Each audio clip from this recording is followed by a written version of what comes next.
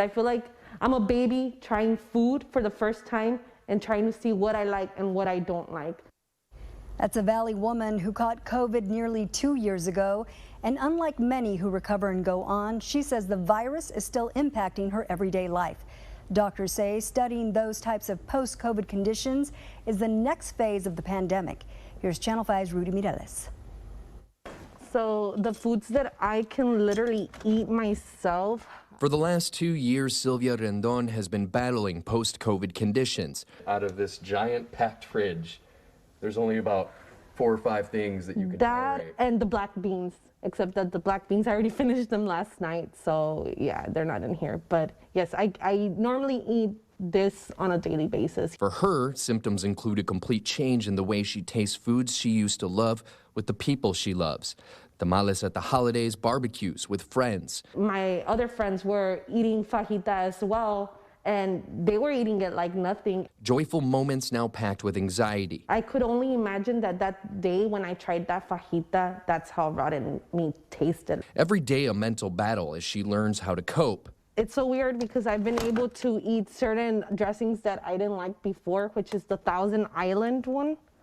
I can tolerate that one. The frustration mounting as doctors try to figure out what's happening. They don't really have an answer to what's going on.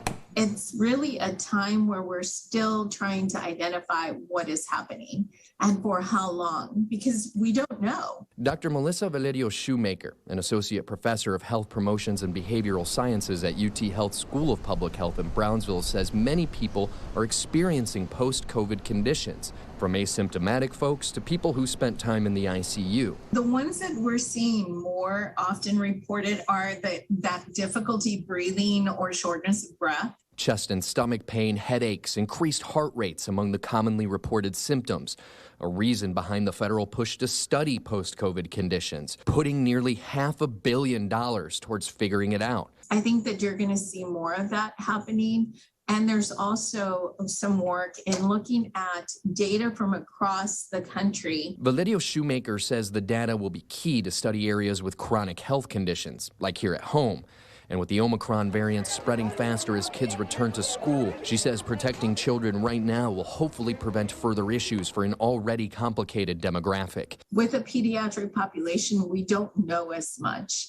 And it's going to be important to think about how these symptoms and long COVID and post-COVID conditions impact not only adults, but children. In Brownsville, Rudy Mireles, Channel 5 News at 6.